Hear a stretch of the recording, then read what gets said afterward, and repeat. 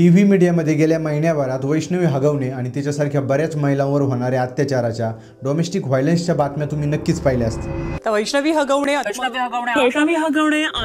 कसपटे हगवणे वैष्णवीचा अमानुष छळ आणि तिच्यासोबत जे घडलंय ते किती भयानक आहे, अमानुषपणाचा कळस आहे हे वेगळं सांगायला नको। आणि जसे जसे दिवस उलटत आहेत तसे तसे नवीन खुलासे त्या केसमध्ये सुद्धा होत आहेत। वैष्णवीला मोबाईल, जमीन, गाड्या किंवा घरातील काही कार्यक्रम जरी असले तरी तिच्या मायरूवरून पैसे आण नाहीतर मर अशा परिस्थितीत जगावं लागलं। कित्येक वेळा तिला बेदम मारहाण झाली आणि तिने याआधी सुद्धा दोनदा जीव देण्याचा प्रयत्न केला, पण तिच्या ना नवऱ्याला दया आली ना सासू सासऱ्यांना। शेवटी तिने अंगावर 29 वळ सोसत शुक्रवारी म्हणजे 16 मेला जीव सोडला।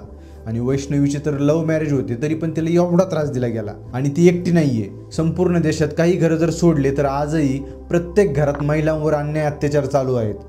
आणि पुरुषांची तर मानसिकताच झाली की दोन कान खाली लावले तर सगळं ओके होतं, सगळं सेट होतं। पति कोई बात समझा रहा है लेकिन पत्नी नहीं मान रही है, फिर दो लगेंगे जब आएगी इसकी समझ में, दो लगने के बाद वो सेट हो जाएगी, बिल्कुल फिट हो जाएगी। आणि आजही ही परिस्थिती आपल्याला पाहायला मिळते।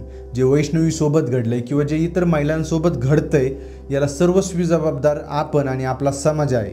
आता ते कसं काय हे समजावून सांगतो। सोशल लर्निंग थेरी म्हणजे एखादी व्यक्ती किंवा एखादं लहान मूल त्याच्या आजूबाजूला जे घडतंय किंवा आजूबाजूला जे वातावरण आहे, आजूबाजूचे लोक कसे वागतायत हे सगळं निरीक्षण करून तसंच वागण्याचा प्रयत्न करतात। आणि यात सर्वात जास्त पालक, शिक्षक, मित्र किंवा समाजातले जे मोठाले व्यक्ती आहेत, नेते आहेत, त्यांचं जो वर्तन आहे, त्यांचं वागणं आहे, या सर्वांचा सगळ्यात जास्त प्रभाव त्या लहान मुलावर किंवा त्या व्यक्तीवर पडतो। म्हणून मग जर तुम्ही तुमच्या मुलांसमोर तुमच्या बायकोला मारहाण केली तर मग तुमचा मुलगा भविष्यात त्याच्या बायकोला का बरं मारहाण नाही करणार?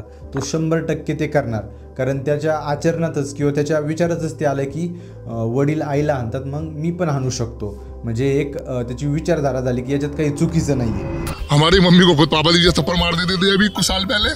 परंपरा, प्रतिष्ठा, अनुशासन। आणि सध्या सगळीकडे हेच घडतंय। आता तुम्ही म्हणाल की पूर्वी पण नवरा बायकोंचे भांडण होत असतील किंवा हाणमार होत असेल, मग एवढे सगळे प्रकरणं पूर्वी समोर का येत नव्हती, एवढे प्रकरणं का घडत नव्हते? तर याचं कारण आहे कल्चर ऑफ नॉर्मलायझिंग। म्हणजे डोमेस्टिक व्हायलन्स, क्राईम किंवा वुमन अब्यूज या सगळ्या गोष्टींना आपण एकदम सामान्य मानू लागलो। म्हणजे समाज म्हणून आपण ठरवूनच टाकलंय की महिलांनी फक्त घर काम करायचं आणि त्यांनी काही प्रश्न विचारले तर दोन कानाखाली लावायच्या म्हणजे सगळं ओके होतं। महिलांनी जॉब कशाला करायचा आहे, त्यांनी तर घर सांभाळावं, मी पैसे कमवत आहे की। कुठे मुलींची छेड निघाली तर आपसुक तोंडातून निघतं की टाळी एका हाताने वाजत नसते। तिने छोटे कपडे घातले असतील मग पोरं छेडणारच ना। या सगळ्या गोष्टींना आपण एकदम नॉर्मलाइज केले, त्यांना एकदम आपण असं समाज मान्यता देऊन टाकली। आणि म्हणून फक्त पुरुषच नाही तर महिलासुद्धा महिलांच्या बाजूने उभ्या नाहीत। हगवण्याच्या केसमध्ये तिची सासू आणि नणदसुद्धा तिला त्रास देत होती। म्हणजे महिला आज महिलांच्या बाजूने सुद्धा उभ्या नाहीत। आणि हे सगळं होण्याचं म्हणजे नॉर्मलाइज होण्याचं कारण काय आहे? तर आपला देश हा संपूर्णपणे पुरुषप्रधान देश आहे हे आपण मान्यच केलं, हे आपण स्वीकार केलंय। आपल्या कल्चरमध्ये किंवा आपल्या परंपरेमध्ये महिलांना देवीसारखा दर्जा दिलेला आहे, पण त्याच महिलांना, त्याच देवीला आज अन्याय सहन करावा लागतोय, अत्याचार सहन करावा लागतोय। आणि याचं दुसरं कारण आहे शिक्षणाचा अभाव। जोपर्यंत पुरुषांना महिला आणि पुरुष इक्वल आहेत, जेवढे हक्क पुरुषांना आहेत तेवढेच हक्क महिलांना सुद्धा आहेत, हे कळत नाही, हे शिक्षण त्यांना मिळत नाही, तोपर्यंत ह्या घटना घडतच राहतील।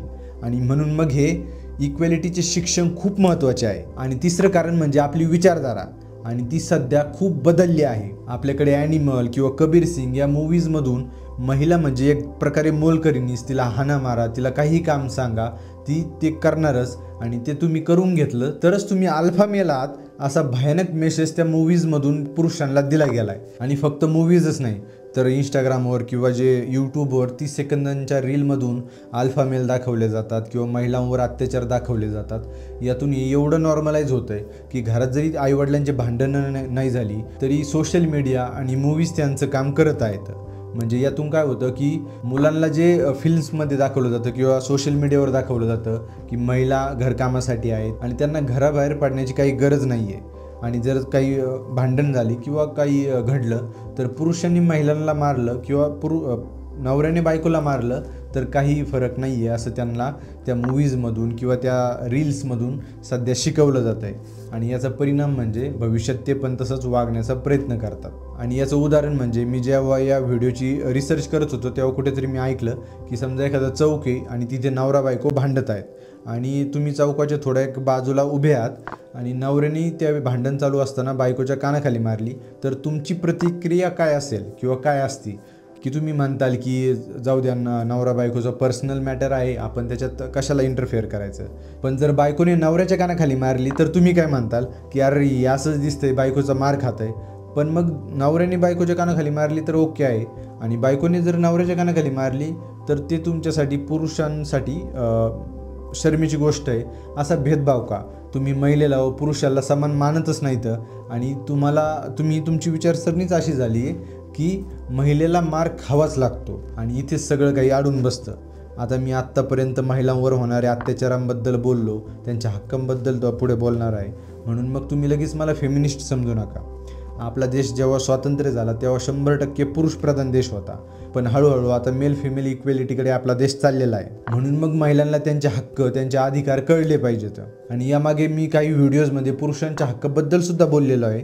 डिस्क्रिप्शनमध्ये मी त्याची लिंक टाकली, तिथं ते क्लिक करून तुम्ही ते व्हिडिओ पाहू शकता. व महिलांचे अधिकार काय आहेत किंवा ज्या महिलांसोबत हे अन्याय अत्याचार घडत आहेत त्यांना त्यांच्या हक्कांची, अधिकारांची बेसिक माहितीच माहीत नसेल असं मला वाटतं. म्हणून मग आपण महिलांचे हक्क काय आहेत ते पाहूयात. तर जसं मी आधी म्हटलो की स्वातंत्र्यानंतर घरातील भांडणासाठी किंवा जे महिलांवर अन्याय अत्याचार होत आहेत त्यासाठी, हाणमारीसाठी स्पेशल असा कोणताच कायदा उपलब्ध नव्हता. तेव्हा तो कायदाच अस्तित्वात नव्हता जो महिलांना न्याय देऊ शकेल. म्हणून मग 60 ते 70च्या दशकात महिलांनी एकत्र येऊन याबद्दल एक मोठं आंदोलन केलं आणि 25 डिसेंबर 1983 रोजी क्रिमिनल लॉच्या 2nd अमेंडमेंटमध्ये एखाद्या महिलेवर तिच्या नवऱ्याने किंवा सासरकडील लोकांनी लैंगिक आणि हुंड्यासाठी छळले किंवा मारहाण केली तर हा एक पनिशेबल ऑफेन्स मानला जाणार होता, असा मोठा बदल करण्यात आला. पण तरीही देशात डोमेस्टिक व्हायलन्स काही थांबला नाही आणि हा कायदा फक्त हुंड्यासाठी प्रोटेक्टिव्ह ठरला. पण मग 2005मध्ये सरकारने एक स्पेशल कायदा केला ज्याचं नाव आहे the protection of womens from domestic violence act 2005, ज्यामध्ये verbal abuse, emotional abuse, economic abuse, sexual abuse यासारख्या गोष्टींना क्राईम मानले गेले. म्हणजे थोडक्यात शिवीगाळ, पैशांसाठी छळ, लैंगिक शोषण यापैकी एखादी गोष्ट जर महिलेसोबत घडली असली किंवा घडत असली तर पोलिसात ती कंप्लेंट करू शकते व आरोपींना शिक्षा मिळण्याची तरतूद या कायद्यामध्ये केली गेली. आणि हा कायदा खरंच खूप चांगला आहे. महिलांना कोणत्याही छळापासून या कायद्यामध्ये प्रोटेक्शन मिळू शकतं. पण डोमेस्टिक व्हायलन्स थांबला का? आजही घडत आहे की नाही? याचं कारण काय आहे तर 42% पुरुष आणि 52% महिला मानतात की पतीने पत्नीला मारले तर तो गुन्हा नाही. म्हणजे बघा, हे चक्र फिरून परत तिथंच येतं आहे. आपण कितीही कडक कायदे केले, आपण काहीही केलं तरी पण आपली विचारधारा किंवा आपलं जे मानसिकता बदलली नाही तर काही बदल होऊ शकत नाही. पुरुष हे महिलांना मारतच राहतील किंवा डोमेस्टिक व्हायलन्स ही महिला सहनच करतील. आणि तब्बल 75% महिला ज्या डोमेस्टिक व्हायलन्सच्या किंवा अन्याय अत्याचार सहन करत आहेत त्या कंप्लेंट करतच नाहीत. म्हणजे त्या सगळ्या गोष्टी सहन करत राहतात व कोणाकडेही कंप्लेंट करत नाहीत, कोणालाही तक्रार करत नाहीत. का? आता त्यांची मानसिकता अशी झालेली आहे की महिलांनी थोडाफार मार खाल्ला तर काय जातं आहे. म्हणजे जो मार खातोय तो सुद्धा याच मानसिकतेचा आहे की पुरुषांनी आपल्याला मारलं तर काय फरक आहे, आपला नवराच आहे वगैरे. पण तसं नाही झालं पाहिजे. एक कानाखाली लावली किंवा 2 कानाखाली लावले किंवा शिवीगाळ जरी झाली तरी तो गुन्हा आहे, कायद्याने गुन्हा आहे आणि याची तक्रार महिलांनी केलीच पाहिजे असं मला वाटतं. पण तसं होत नाही. आता हा व्हिडिओ जर कोणी एखादी महिला पाहत असेल आणि तुमच्या आजूबाजूला किंवा तुमच्यासोबत जर काही असं घडत असेल की तो डोमेस्टिक व्हायलन्स होतोय, हाणमार होती तर किंवा जे तुमच्या शेजारी पाजारी महिला आहेत तर त्यांच्यासोबत जर घडत असेल तर त्यांना कृपया सांगा की पोलिसात तक्रार करा किंवा महिला आयोगाला सुद्धा तुम्ही कळवून तक्रार नोंदवू शकता. आता मला जेवढं माहीत होतं किंवा मी या व्हिडिओसाठी काही रिसर्च केली तेवढं मी तुम्हाला सांगितलं. पण मी काही लॉमधला किंवा जो वकिली आहे त्यामधलं मी काही स्पेशलिस्ट नाही आहे.